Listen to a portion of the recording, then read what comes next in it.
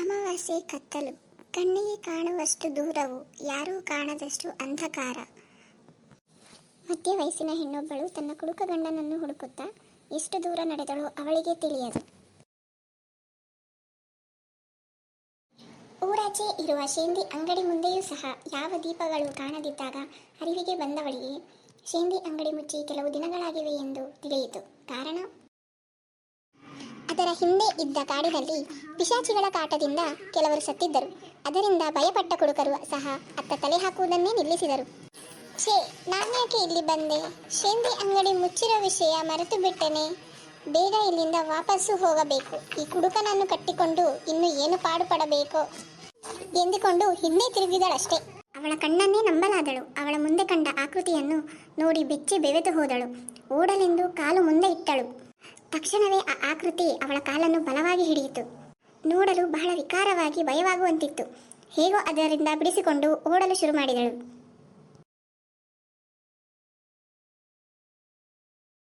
ಭಯದಲ್ಲಿ ಊರ ಕಡೆ ಓಡುವ ಬದಲು ಕಾಡಿನ ಕಡೆ ಓಡಿದಳು.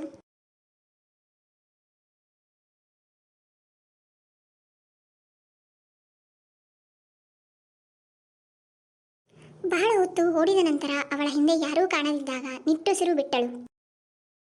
ಕಾಡಿನ ಕತ್ತಲು ಅವಳನ್ನು ಮತ್ತಷ್ಟು ಭಯಗೊಳಿಸುತ್ತಿತ್ತು. ಹಾಗೆ ಒಮ್ಮೆ ತಲೆ ಎತ್ತಿ ನೋಡಿದಳು. ಆಕಾಶದೆತ್ತರ ಬೆಳೆದು ನಿಂತ ಮರಗಳು ಆ ಕತ್ತಲಲ್ಲಿ ವಿಚಿತ್ರ ವಿಚಿತ್ರ ಆಕಾರಗಳಲ್ಲಿ ಕಾಣಿಸಿದಾಗ ಭಯದಿಂದ ಬೆವರಿನ ಮುದ್ದೆಯಾದಳು. ಅಯ್ಯೋ, ಊರ ಕಡೆ ಓಡೋ ಬದಲು ಕಾಡಿಗೆ ಬಂದೆನಲ್ಲ, ಮೊದಲು ಇಲ್ಲಿಂದ ಹೊರ ಹೋಗಬೇಕು ಎಂದು ಊರ ಕಡೆ ತಿರುಗಿ ಕತ್ತಲಲ್ಲೇ ನಡೆಯಲು ಶುರು ಮಾಡಿದಳು. ಸ್ವಲ್ಪ ದೂರ ನಡೆದಳಷ್ಟೇ. ಘಲ್ ಘಲ್ ಗೆಜ್ಜೆ ಶಬ್ದ ಬಂದ ಕಡೆ ಕಿವಿ ಕೊಟ್ಟಳು. ಹತ್ತಿರದಲ್ಲಿ ಕೇಳುತ್ತಿರುವಂತೆ ಭಾಸವಾಯಿತು. ಅವಳು ನಿಂತ ತಕ್ಷಣ ಶಬ್ದವೂ ನಿಂತಿತು. ಮತ್ತೆ ನಡೆಯಲು ಶುರು ಮಾಡಿದಳು.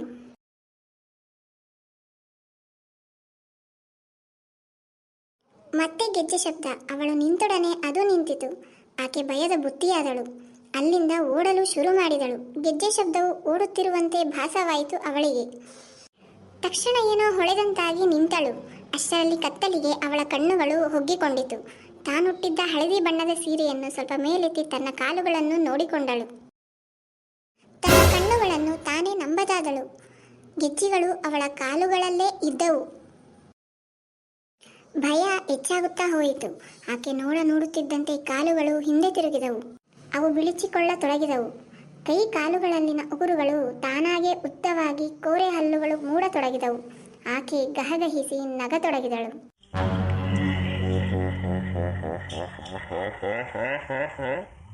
ಅಷ್ಟರಲ್ಲಿ ವೈಷ್ಣವಿಯ ಫೋನ್ ರಿಂಗ್ ಆಯಿತು. ಛೇ, ಇಂಥ ಟೈಮಲ್ಲೇ ಫೋನ್ ಬರಬೇಕಿತ್ತಾ ಎಂದು ತಾನು ಓದುತ್ತಿದ್ದ ಕಾದಂಬರಿಯನ್ನು ಪಕ್ಕಕ್ಕಿಟ್ಟು ತನ್ನ ಫೋನ್ ಒಮ್ಮೆ ನೋಡಿ, ಓ ಇಂಪನ ಎಂದು ಫೋನ್ ರಿಸೀವ್ ಮಾಡಿ ಕಿವಿಗಿಟ್ಟಳು. ಹಲೋ, ಹೇಳಮ್ಮ ಮದುಮಗಳೇ. ನೆನಪಿದ್ಯಲ್ಲ? ಎಲ್ಲಿ ಮರ್ತಿದ್ದೆ ಅಂತ ನೆನಪು ಮಾಡಲು ಕಾಲ್ ಮಾಡಿದೆ ವಾಯ್. ಇಂಪು, ನೀನು ನನ್ನ ಬೆಸ್ಟ್ ಫ್ರೆಂಡ್. ನಿನ್ನ ಮದುವೆನ ನಾನು ಮರೆಯೋದಾ? ಖಂಡಿತ ಅಲ್ಲ. ಮಾತು ಕೊಟ್ಟಂಗೆ ಒಂದು ವಾರ ಮುಂಚೆನೇ ಬರ್ತೀನಿ, ಓಕೆನಾ? ಹ್ಞೂ, ಓಕೆ. ಜಾನುಗೆ ಕಾಲ್ ಮಾಡಿದ್ದೆ, ಅವಳು ಬರ್ತಾಳೆ. ಗೊತ್ತು ಇಂಪು, ನಾನು ಮಾತು ಕೊಟ್ಟಾಗೆ ಮದುವೆ ಒಂದು ವಾರ ಮುಂಚೆನೇ ಬರ್ತೀನಿ. ಅದು ಸರಿ, ಹೇಗಿದ್ದಾನೆ ಮದುಮಗ ಆಯುಷ್? ಚೆನ್ನಾಗಿದ್ದಾರೆ ವಾಯ್. ಓಹೋ, ಮದುವೆ ಮುಂಚೆ ಇಷ್ಟೊಂದು ರೆಸ್ಪೆಕ್ಟಾ? ಆಗೆಲ್ಲ ಹೋಗೋಬಾರೋ ಅಂತಿದ್ದೆ. ಗಂಡ ಅವರಿಗೆ ಮರ್ಯಾದೆ ಕೊಡಲೇಬೇಕು ಬಿಡು. ಎಲ್ಲ ಸರಿ ಕಣೆ. ಇಲ್ಲೇ ಎಲ್ಲಾದರೂ ಹತ್ತಿರದಲ್ಲೇ ನಿನ್ನ ಮದುವೆ ಆಗಿದ್ರೆ ಎಷ್ಟು ಚೆನ್ನಾಗಿರ್ತಿತ್ತು. ಅಷ್ಟು ದೂರ ಇಲ್ಲಿಂದ ಇಷ್ಟು ಮೈಲಿ ದೂರದಲ್ಲಿ ಮದುವೆ ಆಗ್ತಿದೆಯಲ್ಲ? ಅದು ತಾತನೂರು. ನನ್ನ ಮತ್ತು ಆಯುಷ್ ಮದುವೆ ಅಲ್ಲೇ ಆಗ್ಬೇಕನ್ನೋದು ಅವರ ಆಸೆ. ಅದಕ್ಕೆ ಅಪ್ಪ ಅಮ್ಮ ಮತ್ತು ಅತ್ತೆ ಮಾವ ಸರಿ ಅಂದರು. ಹಾಗಾಗಿ ಅಲ್ಲೇ ಮದುವೆ. ಸರಿ, ಅದು ಯಾವ ಊರಂದೆ? ಕೊಡಗಿನಿಂದ 35 ಕಿಲೋಮೀಟರ್ ಮುಂದೆ ಬೆಟ್ಟಳ್ಳಿ ಅಂತ. ಎಲ್ಲರೂ ಚೆಟ್ಟಳ್ಳಿ ಅಂತಾರೆ. ಹಾಗೆ ವೈ, ಇನ್ನೊಂದು ವಿಷಯ, ನೀನು ಮತ್ತು ಜಾನು ನಾಳೆ ಹೊರಡುವರಿದ್ರೆ ಆಯುಷ್ ಫ್ರೆಂಡ್ಸ್ ಬರ್ತಾರೆ. ಅವ್ರ ಜೊತೆ ಅವ್ರ ಕಾರಲ್ಲೇ ಬರ್ಬೋದು. ನೂತನ್ ಮತ್ತು ವಿಕಾಸ್ ಅಂತ. ಹಾಗೆ ಇಲ್ಲಿ ಸಿಗ್ನಲ್ ಸರಿಯಾಗಿ ಸಿಗ್ತಿಲ್ಲ ಕಣೆ ಹಳ್ಳಿಗೆ ಬಂದರೆ. ನಾನು ಈಗ ಸಿಟಿಲಿ ಸ್ವಲ್ಪ ಶಾಪಿಂಗ್ ಬಂದಿದ್ದೆ, ಹಾಗಾಗಿ ಕಾಲ್ ಮಾಡಿದೆ. ನಿಮಗೆ ನೂತನ್ ನಂಬರ್ ಸೆಂಡ್ ಮಾಡ್ತೀನಿ. ನೀವೇ ಸ್ವಲ್ಪ ಕಾಲ್ ಮಾಡ್ಕೊಂಡು ಬನ್ನಿರಿ. ನಾನು ನೂತನ್ಗೆ ಹೇಳು ಅಂತ ಆಯುಷ್ಗೆ ತಿಳಿಸ್ತೀನಿ, ಓಕೆನಾ? ನಂಬರ್ ಈಗ ಕಳಿಸ್ತೀನಿ ನೋಡು. ನಾನು ಮತ್ತೆ ಕಾಲ್ ಮಾಡ್ತೀನಿ. ನಾಳೆ ಹುಷಾರಾಗಿ ಬನ್ನಿ. ನಾಳೆ ರಾತ್ರಿ ಅಲ್ಲಿಂದ ಹೊರಟ ನಾಳೆ ಬೆಳಿಗ್ಗೆ ಇಲ್ಲಿರ್ತೀರ, ಓಕೆನಾ ಎಂದು ವೈಷ್ಣವಿ ಏನೋ ಮಾತನಾಡುವ ಮುನ್ನವೇ ಇಂಪನ ಕರೆಯನ್ನು ತುಂಡರಿಸಿದಳು. 2 ನಿಮಿಷಗಳ ಬಳಿಕ ವೈಷ್ಣವಿಯ ಮೊಬೈಲ್ಗೆ ನೂತನ ನಂಬರನ್ನು ಸಂದೇಶದ ಮೂಲಕ ಇಂಪನ ರವಾನಿಸಿದ್ದಳು.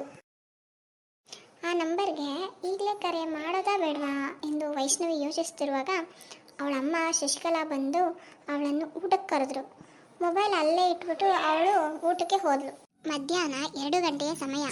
ವೈಷ್ಣವಿ ಊಟಕ್ಕೆ ಕುಳಿತಿದ್ದಳು. ಅವಳ ತಂದೆ ಶಿವಕುಮಾರ್ ಹಾಗೂ ಅಣ್ಣ ವಿಶಾಲ್ ಸಹ ಅವಳ ಎದುರಿನ ಕುರ್ಚಿಗಳ ಮುಂದೆ ಕುಳಿತಿದ್ದರು. ಶಶಿಕಲಾ ಊಟ ಬಡಿಸುತ್ತಿದ್ದರು. ವೈಷ್ಣವಿ ನಿಧಾನವಾಗಿ ಬಾಯಿ ತೆರೆದಳು. ಅಪ್ಪ, ನೆಕ್ಸ್ಟ್ ವೀಕ್ ಇಂಪನ ಮದುವೆ ಇದೆ, ಹೋಗ್ಬೇಕು ಅಂತ ಕಳೆದ ತಿಂಗಳು ನಿಮ್ಗೆ ಹೇಳಿದ್ನಲ್ಲ. ಹೋಗ್ಬಾ ಮಗಳೇ, ಅದಕ್ಕೇನು ಶಾಪಿಂಗ್ ಮಾಡಬೇಕಾ? ನನ್ನ ಕಾರ್ಡ್ ಕೊಡ್ಲಾ? ಪ್ರೀತಿಯಿಂದ ಮಗಳೆಡೆ ನೋಡಿ ನುಡಿದರು ಶಿವಕುಮಾರ್.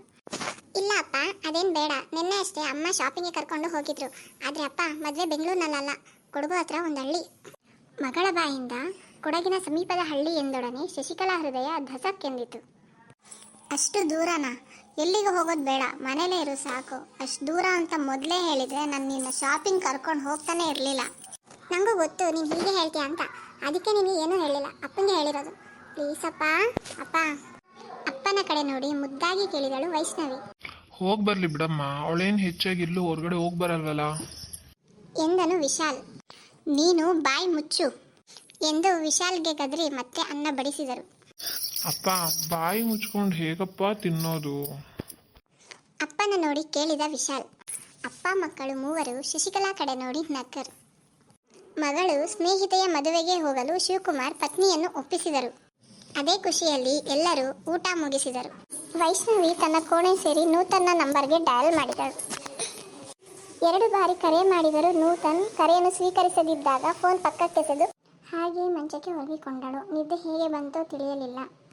ಇತ್ತ ತಮ್ಮ ಕೋಣೆಯಲ್ಲಿ ಶಿವಕುಮಾರ್ ತಮ್ಮ ಪತ್ನಿಯನ್ನು ಸಮಾಧಾನ ಮಾಡಲು ಪ್ರಯತ್ನಿಸುತ್ತಿದ್ದರು. ಶಶಿಕಲಾ ಬಿಕ್ಕಿ ಬಿಕ್ಕಿ ಅಳುತ್ತಿದ್ದಳು. 22 ವರ್ಷದಿಂದ ಅವಳನ್ನು ನಾನು ಹೇಗೆ ಕಾಪಾಡಿಕೊಂಡಿದ್ದೇನೆ ಗೊತ್ತಿಲ್ಲ ನಿಮಗೆ. ಅವಳನ್ನು ಆ ಊರ ಕಡೆ ಕಳಿಸೋದು ನನಗೆ ಇಷ್ಟ ಇಲ್ಲ. ಒಂದು ವೇಳೆ ವೈಶುಗೆ ಸತ್ಯ ಗೊತ್ತಾದರೆ ಏನು ಮಾಡೋದು? ಶಶಿ, ಹಾಗೇನೂ ಆಗಲ್ಲ. ಪಾಪು ಹೋಗ್ತಿರೋದು ಯಾವುದೋ ಹಳ್ಳಿಗೆ ಅಷ್ಟೇ. ಆದರೆ ನೀನು ಅದು ಬೆಟ್ಟಳ್ಳಿ ಅಲ್ಲ. ನಾವ್ಯಾಕೆ ಏನೇನೋ ಯೋಚನೆ ಮಾಡೋಕು? ಅವಳು ವಯಸ್ಸಿಗೆ ಬಂದಿದ್ದಾಳೆ. ನಾವು ಅವಳನ್ನು ಹೆಚ್ಚು ಪ್ರಶ್ನೆ ಕೇಳಬಾರ್ದು. ಅರ್ಥ ಮಾಡ್ಕೊ. ನಾಳೆ ಅವಳು ಹೋಗುವಾಗ ನಾನು ತಿಳ್ಕೊತೀನಿ ಅದು ಯಾವ ಹಳ್ಳಿ ಅಂತ. ಸದ್ಯಕ್ಕೆ ಸಮಾಧಾನ ಮಾಡ್ಕೊ ಎಂದು ತಮ್ಮ ಭುಜಕ್ಕೆ ಒರೆಸಿಕೊಂಡರು.